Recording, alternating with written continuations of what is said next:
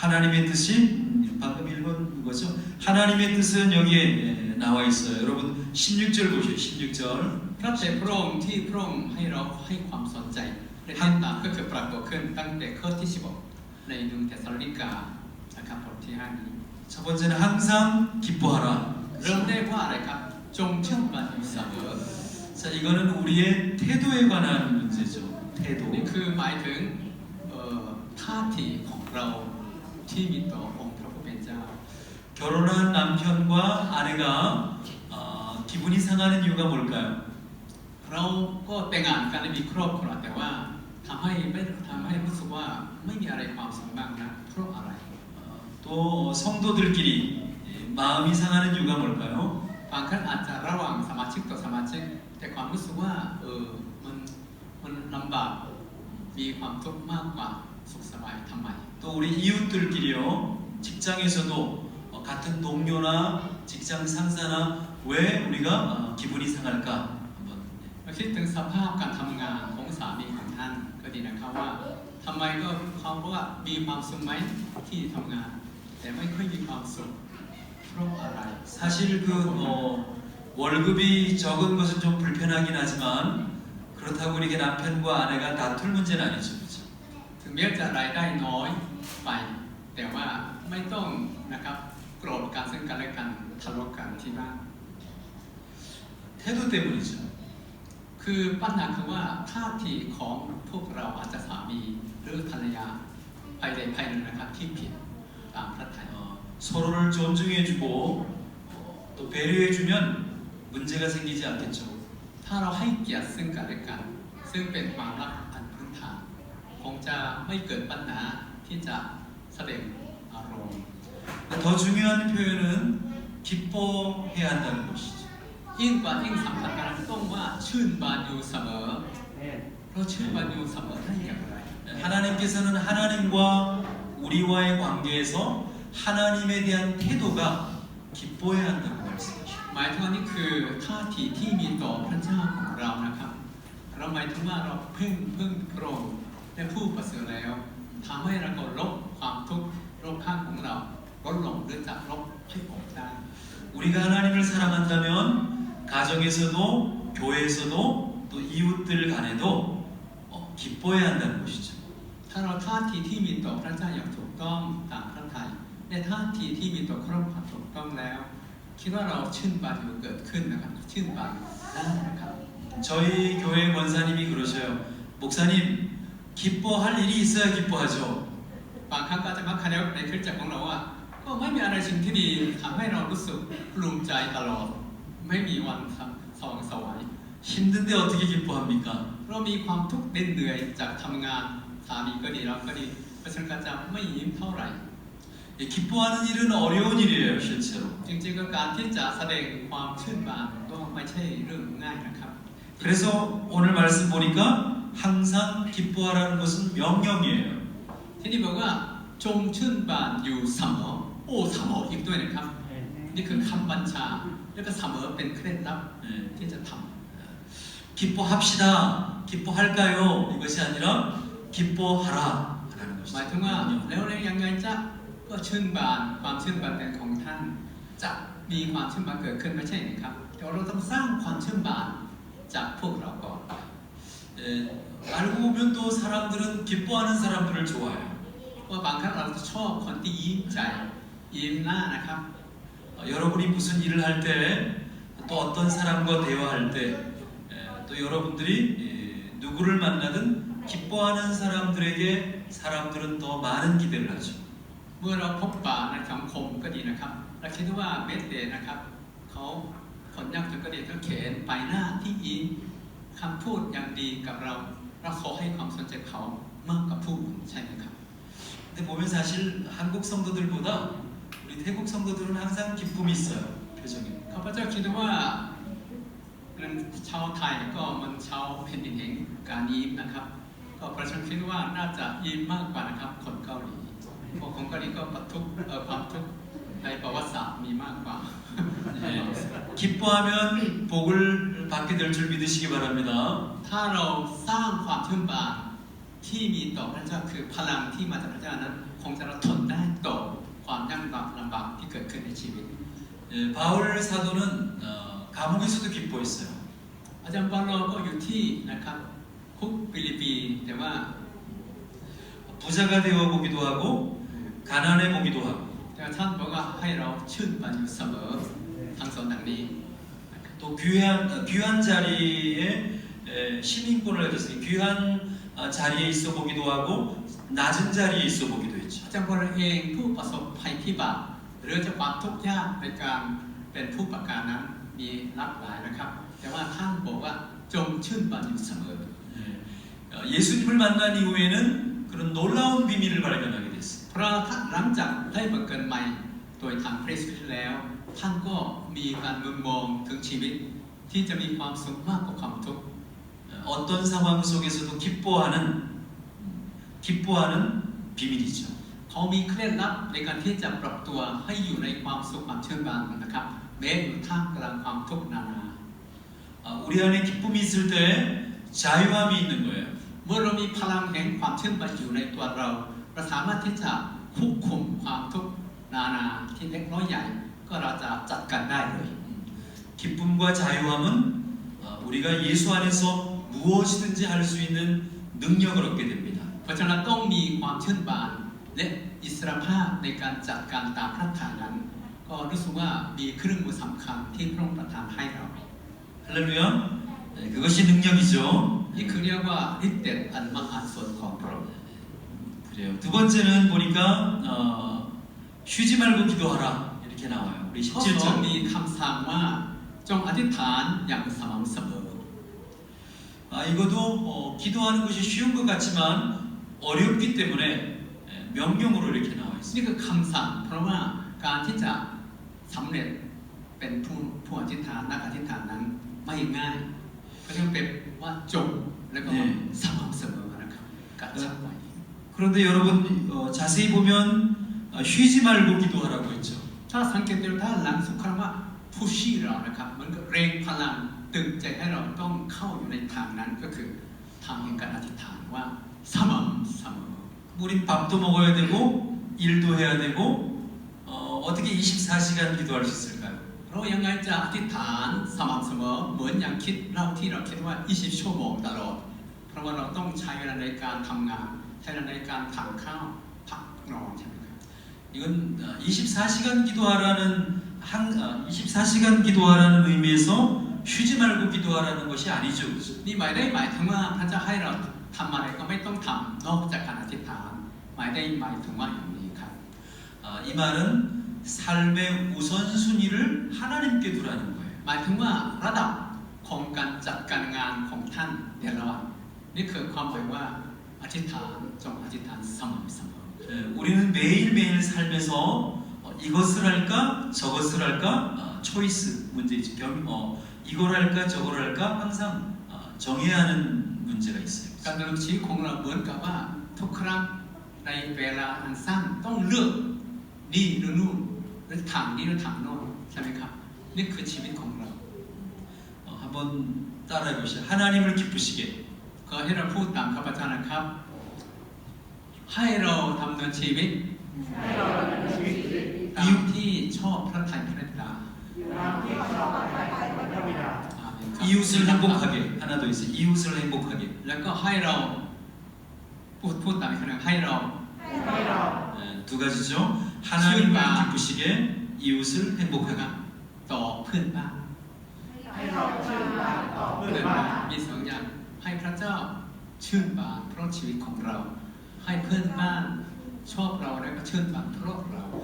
쉬지 말고 기도하라는 것은 기도를 많이 하는 것이 맞습니다.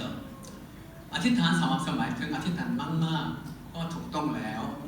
그러나 더 중요한 것은 우선순위의 문제라는 것을 แต่ 기억하시고 สำคัญยิ่งกว่าอะไรก็คือว่าเราต้องอธิษฐานเพื่ออะไรมากกว่าอะไรเป็นสิ่งสำคัญสำหรับชีวิตของเราและชีวิตพระเดชพระบิดานี่คือจุดสำเร็จ 내 삶의 가장 소중한 분은 하나님이시죠.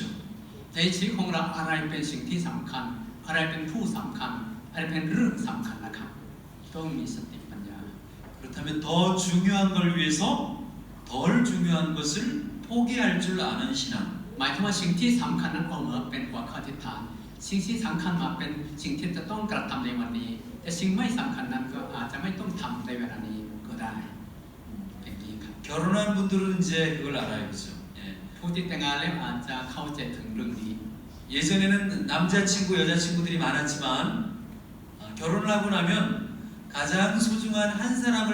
제외하고는 다 포기하는 거예요. ก่อนจะแต่งงานนะครับก่อนจะสตรีก็ดีนะครับเมื่อหนุ่มๆนะสาวๆนะชอบก็รักหลายคนหลายชีวิตว่าแต่คนนี้ก็ดีคนนี้ก็น่ารักแต่เมื่อเรามีสามีมีภรรยาเกิดขึ้นแล้วเป้าหมายนะครับที่จะต้องรักอะไรนะกับที่หนึ่งที่สองก็จัดการไปแล้วใช่ไหมครับคือว่าต้องรักภรรยาก่อนที่จะรักผู้หญิงอื่นๆหรือเพื่อนอื่นๆใช่ไหมครับเป็นต้นครับ 우리가 하나님을 사랑한다는 것은 하나님만 사랑하는 것이죠. หมายถึงว่าเรารักพระเจ้าหมายถึงว่า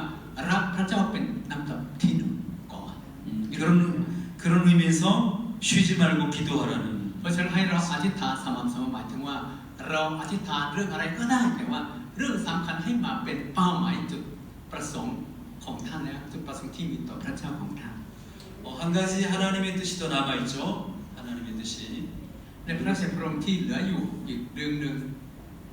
범사에 감사하라. คือจงขอบพระคุณพระองค์ในทุกกรณีนะครับ 네, 범사에 감사하라는 이 감사는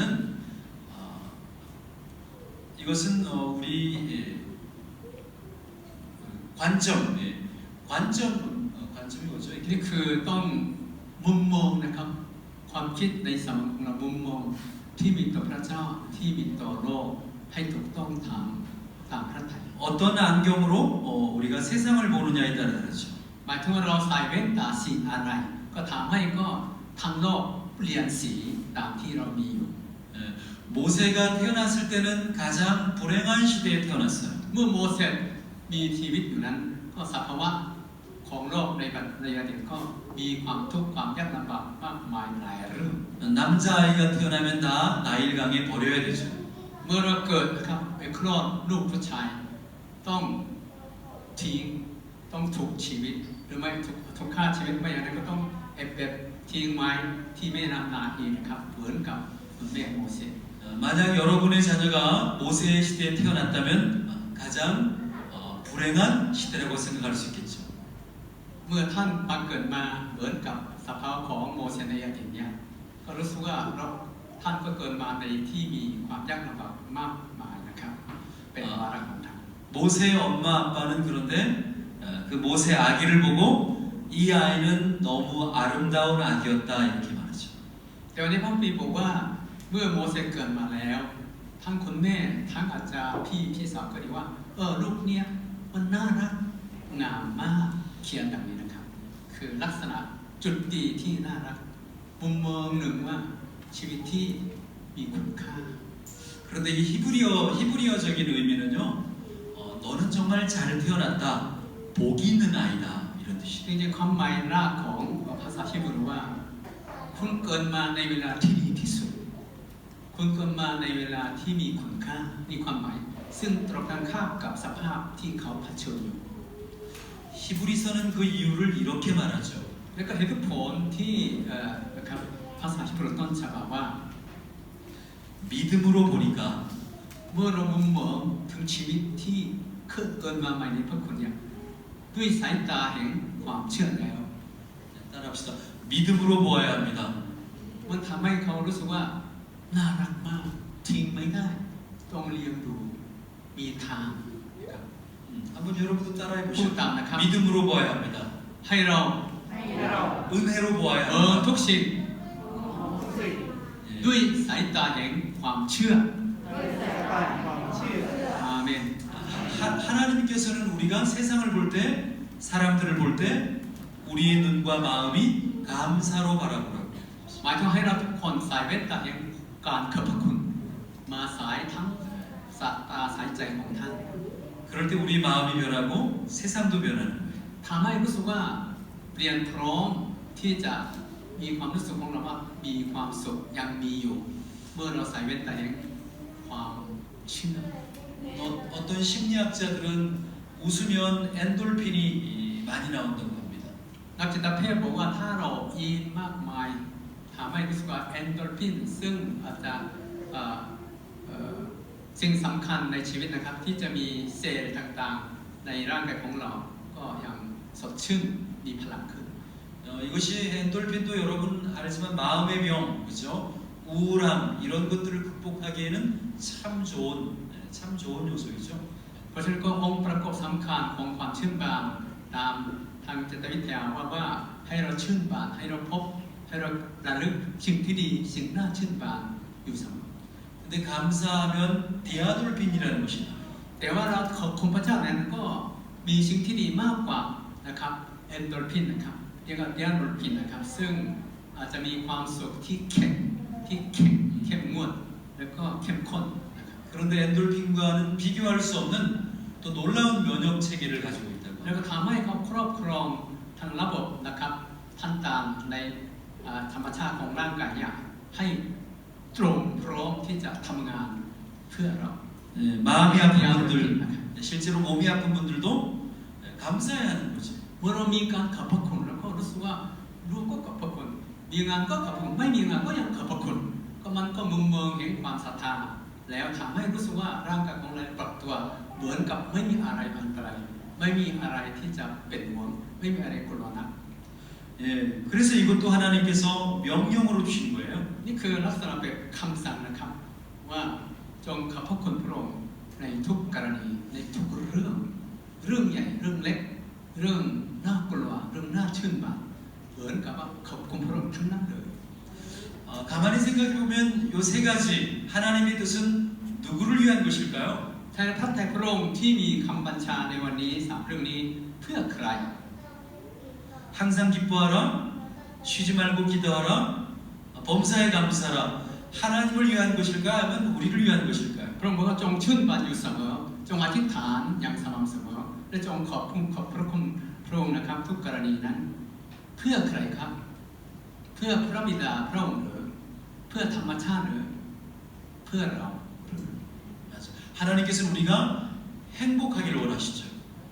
พระองค์ปรารถนาให้ทุกคนมีความสุขมากกว่าความทุกข์ 잘 살기를 원하셔요. พระองค์ให้เรามีเงินพอที่จะเลี้ยงลูกได้ไม่ให้ยากจนสักคน 우리가 이렇게 가지고 있어도 이것을 잘 사용하기를 원하시지. เรามีทุกอย่างที่พระองค์ประทานนั้นตามสภาวะตามชาติเท่าเทียมกัน แต่ว่าเกี่ยวข้องกับวิธีการใช้วิธีการมุมมองเท่านั้นทำให้เรามีความสุขบ้างมีความทุกข์เกิดขึ้นบ้าง 자, 이걸 먹어도 말이죠. 이걸 마셔야 되는데, 그죠? 이걸 흘려가지고 다 버리거나 낭비하면은 이걸 가지고 있어도 소용이 없는 것이죠. ถึงแม้จะเราอาจจะรู้สึกมีอยู่ในที่บ้านมีอยู่ในร่างของท่านแต่ว่าอาจจะไม่ได้ใช้ทิ้งไว้ 어떤 분들은 냉장고 안에도 음식물이 다 상할 때까지 보관되어 있는 경우가 있죠. ก็บางครั้งอาจจะเรื่องจากเขาอาจจะไม่มีราคามั่งที่จะกินใช้นะครับในตู้เย็นเขามีของเยอะแต่ซื้อมาอยู่นานไม่ได้ใช้เลยทำให้วันหนึ่งก็เสียไปแล้วก็ต้องทิ้งใช่ไหมครับ 전도서 2장의 말씀을 보면 ในปัญญาจารย์บทที่2ในพระคัมภีร์ 하나님을 사랑하지 않는 자는 열심히 일만 하도록 되어 있어요. ผู้ที่ไม่รู้จักพระองค์เขารู้จักแต่งานเขาทำงานหนักจนสิ้นลมหายใจ 근데 많이 가져요. 그 사람들이 많이 벌어요. ทำให้เขามีทรัพย์สมบัติเยอะมากจนไม่มีที่จะเก็บไว้ทั้งหมด 그런데 전도서 2장에는 이 모든 것을 하나님을 경외하는 자에게 주신다고 약속했어요. แต่ว่าปัญญาจารย์บทที่2ข้อที่8เป็นต้นไปว่าทุกสิ่งที่พระองค์ทรงมอบไว้กับเราในแต่ละบุคคลนั้น เพื่อให้เราทั้งหลายรู้จักลำดับคุณค่าของการจัดการของการใช้ 이 사람들은 많이 벌어서 기쁘긴 한데 사용할 수 없는 거예요. เพราะฉะนั้นก็ผู้ที่ไม่รู้จักพระองค์คือไม่มีปัญญานั้นเก็บอย่างเดียวเก็บเยอะใช้ไม่หมดไม่ใช่เนี่ยไม่มีเวลาใช้ไม่รู้จักใช้ไม่รู้จักแบ่งให้กับเพื่อนบ้านทำให้เขามีเกิดดังลงทุนเยอะแต่ว่าใช้ไม่หมดตายเสียดายนี่คือลักษณะนะครับชีวิตคน 하나님의 청지기들은 이 모든 것들을 잘 사용하기를 원하십니다. แต่ว่าผู้พันธผลที่ดีผู้รับมอบฉันทะที่ดีจากพระเจ้า นั้นก็มีปัญญาก็คือว่าสายตามุมมองแห่งความเชื่อสายตามุมมองแห่งความดีการขอบพระคุณที่มาจากพระองค์ทำให้เราทั้งหลายเป็นผู้จัดการที่ดีในชีวิตของเรา 아멘. 예, 많이 가진 자가 행복한 거예요? 아니면 잘 누리는 사람이 행복한 거예요? ผู้ที่เก็บมากก็จะมีความสุขหรือผู้ที่เก็บไม่มากแต่ว่าใช้ยังพอดีตามพระประสงค์ใครเป็นผู้มีความสุขมากไม่ใช่ 따라합시다. ผู้ที่เก็บนะผู้ที่ใช้ 이것이 하나님의 뜻입니다. นี่คือพระทัยพระองค์นะครับที่จะเป็นพันธะคนที่ดีในคริสตจักร 근데 우리는 매일매일 잊어버려요. แต่ว่าเราจะลืมไปแล้ว แค่ท่องเก่งแต่ว่าท่องด้วยการปฏิบัติไม่มีเลย 매일 이것을 위해 기도해야 하는 거죠. เพราะฉะนั้นเราต้องอธิษฐานทุกวัน 마지막으로 한 번 더 보셔요. 항상 기뻐하라. 그죠? 16절 항상 기뻐하라. 그다음에 18절 범사에 감사하라. 17절 아니고 16절에 한번 보셔요. 16절에 항상 기뻐하라. ข้อ16ใช่ไหมครับให้เราอ่านอีกครั้งหนึ่งครับว่าข้อสำคัญมีความหมายไม่เหมือนกับที่เราพูดว่าชุมชื่อมันได้อย่างไรขอเวลารับฟังเสียทีเราอยากคิดนะครับมุมมองนะครับ 18절에는 จัดการนี่คือเคล็ดลับแห่งการสร้างความสุข 자 18절에는 범사에 감사하라 이렇게 나왔죠. ข้อที่18ข้อที่16ข้อที่16 17 18ให้เราอ่านด้วยกันครับมีคำว่าจงชื่นบานอยู่เสมอจงอธิษฐานอย่างสม่ำเสมอจงขอบพระคุณในทุกกรณีเพราะนี่แหละเป็นน้ำพระทัยของพระเจ้าซึ่งปรากฏอยู่ในพระเยซูคริสต์เพื่อท่านทั้งหลายอาเมนครับพระองค์ดำเนินชีวิตแบบนี้นะครับ 그래서 여기 기쁨이 사라지고 감사가 사라질만 하면 우리는 그 사이에 중간에 인사이드에 기도하라고 나와 있죠. เพราะฉะนั้นเมื่อเรากำลังสูญหายสำหรับความสุขสูญหายความชื่นบานสูญหายสำหรับเรื่องอะไรครับต่างๆที่เราต้องการนั้นเราต้องอธิษฐานสม่ำเสมอ 오케이. 말씀을 마쳐야 되겠네요. 그래서 우리는 하나님의 뜻이 크고 어떤 큰 업적 뭐 많은 것을 소유해야 하나님의 뜻을 이룬다고 말하지 않죠. เราเพราะฉะนั้นคริสเตียนหมายได้หมายถึงผู้ที่มีเรือนบ้านดีและก็เงินมีพอและก็สุขภาพดีไม่ใช่เป็นเป้าหมายที่พระองค์ประสงค์เช่นเดียวกันไม่ใช่เป้าหมายของพันธะคนที่ดีในคริสตจักรนะครับเราต้องมีพระประสงค์ท่าทีที่มีต่อทุกสิ่งที่พระองค์สร้างให้มาแล้วก็เราคิดถึงพระเจ้าผู้ทรงอนุญาตให้เรามีชีวิตในประเทศไทยนะครับในปัจจุบันนี้แล้วก็ให้เราทั้งรู้จักปัญญาคือพระวจนะที่จะจัดการสิ่งที่เรามีอยู่ให้เกิดประโยชน์นี่คือความหมายของการอธิษฐานของการขอบพระคุณของการความชื่นบานความสุขที่จะมีอยู่ในชีวิต 우리가 주기도문 예수님께서 가르친 기도문을 보면 뜻이 하늘에서 이루어진 것처럼 땅에서도 이루어지니라. ในคำอธิษฐานของพระคริสต์ก็ปรากฏในมุมเมืองคำสอนในวันนี้คือว่าขอให้แผ่นดินของพระเจ้ามาตั้งอยู่ขอให้เป็นไปตามนะครับเหมือนนามพระทัยของพระองค์นะครับเขียนมา 그래서 하나님의 뜻은 위대하고 높은 것이죠. เพราะฉะนั้นพระองค์ก็ทรงกำหนดไว้กับเราที่จะงานทุกอย่างเฉพาะทุกอย่างก็จะเชื่อฟังเราที่จะมีความชื่นบานตลอดนะครับถ้าเราจัดการอย่างถูกต้องตามพระทัยในวันนี้ 하나님의 뜻을 이루어가는 사람이야말로 위대한 사람이에요. เพราะฉะนั้นผู้ที่ปฏิบัติตามพระทัยคือผู้ที่น่าจะให้เกียรติเป็นวีรสตรีของโลก 믿음의 역사를 이루는 사람들 เพราะฉะนั้นกำลังจะประวัติศาสตร์แห่งการนะครับชัยชนะโลกเหมือนโดยพระบาทแห่งพระคริสต์ก็จะเป็นสุข 사랑의 수고를 이루어내는 사람들이죠. ผู้ที่เอาเมล็ดแห่งความรักมาปลูกในจิตใจของผู้อื่น 소망으로 인내하는 사람들. ผู้ที่อดทนนะครับด้วยเครื่องมือแห่งการป้องกันความทุกข์แห่งความหวังในพระเจ้า 어떤 사람이요? 하나님의 뜻을 이루는 사람. ผู้ที่เอาพระเถรพระบิดามาเป็นวิธีดำเนินชีวิตก็จะพบเห็นพระองค์ผู้ทรงมีพระคุณเรา 그리고 그 뜻은 아주 심플하죠. 여기. 항상 기뻐하라. เพราะฉะนั้น 쉬지 ทำให้เรา 말고 เชื่อมั่น 기도하라. อยู่เสมอ 범사에 ทำให้เราอธิษ 감사하라. ฐานการสามอธิษฐานขอบคุณพระเจ้าก็ได้นะครับสรรเสริญก็ได้นะครับแล้วก็รู้สึกว่าขอบคุณพระองค์ในวันนี้อีกครั้งหนึ่งด้วย 이것이 오늘 우리 프라라스미 교회 우리 모든 주님의 교회 청지기들에게 주시는 하나님의 선물인 줄 믿으시기 바랍니다. นี่คือโครงขวาที่มาจากเบื้องบนในรายการนี้คือวิธีดำเนินชีวิตของพันธกรพันธกรหมายถึงเรื่องงานใหญ่ยกย้ายสร้างโบสถ์ใหญ่ไม่ใช่ครับต้องสร้างชีวิตของท่านตามหลักฐานแห่งความเชื่อในคริสต์นะครับ 우리 함께 좀 기도했으면 좋겠습니다. ต่อไปให้เรา 같이 기도할 때 อธิษฐาน 내 삶의 태도가 달라지기를 원합니다. ให้เราขอพระองค์ทรงช่วย 항상 기뻐하는 것 ท่าทีที่มีต่อพระองค์ที่มีต่อผู้อื่น 그리고 나의 삶의 중심이 달라지기를 원합니다. ขอให้เรารู้จุดความสำคัญหรือจะลำดับนะครับทงค่าที่พระองค์ 하나님이 더 먼저 แล้วก็ครั้งนี้คือตามพระเดชพระบิดาเป็นที่หนึ่ง 또한 나의 보는 관점이 달라지기를 แล้วก็รู้ 원합니다. สึกว่าความมุมมองของเราอะไรเป็นที่สำคัญที่จะติดตามอะไรที่สำคัญที่จะต้องลงมือทำ 가정에서 일터에서 모든 곳에서 교회에서 감사하며 살기를 원합니다. แล้วก็เราต้องขอบคุณพระองค์ขอบคุณพี่น้องขอบคุณผู้ยากจนขอทานมาเยี่ยมบ้านเรานะครับ 매일 감사, 매일 감사, 평생 감사. ให้เราขอบคุณนะครับทุกวันให้เราขอบคุณทุกปีนะครับให้ขอบคุณทุกวันซึ่งเป็นวันแห่งคริสต์ก็วันแห่งการ 날 구원하신 예수님 때문에 나와 함께 하시는 예수님 때문에 เพราะว่าพระเยซูคริสต์ทรงเป็นอิมมานูเอลกับเราแล้วโดยพระวิญญาณของพระองค์ 나를 보호하시고 인도하시는 그 주님 때문에 พระองค์ทรงปรารถนาที่จะให้เราเดินทางกลับบ้านในเมืองสวรรค์โดยทางแห่งคริสต์ว่าเราเป็นทางนั้น 우리를 영원토록 책임지실 하나님 아버지의 사랑 때문에 เพราะว่าความรักส่วนนิรันดร์ของพระองค์มาอยู่กับเรา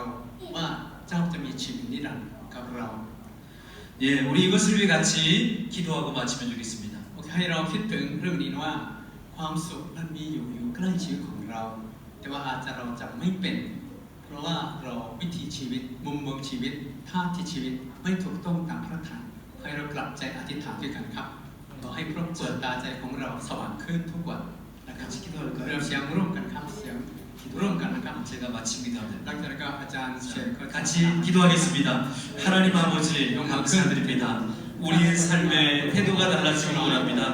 우리의 남편, 우리 아내, 우리의 교회를 바라보면서 내 마음의 꿈이 사라지고 내 마음의 열정이 사라지고 또 하나님 아버지 정말 내가 기뻐해야 할 때 너무 속상해하고 힘들어하고 답답해하고 사람을 원망하고 의심하지는 않게 돌아보기를 원합니다. 이제부터 우리의 가정과 교회와 삶의 모든 자리에 원망하지 말고 불평하지 말고 미워하지 말고 정말로 진심으로 기뻐하는 복된 하나님의 성도들이요 우리 믿음의 가족들이 되기를 원합니다. 더 중요한 하나님의 말씀과 하나님의 약속이 있기에 더 중요한 우리 주님을 위해서 덜 중요한 것들을 포기하며 살게 하시고 내려놓지 말게 하시고 욕심과 정욕을 내려놓고 주님의 위한 성도들을 위하여 더 뜨겁게 살아가며 섬기는 믿음의 일꾼들 되기를 간절히 원합니다.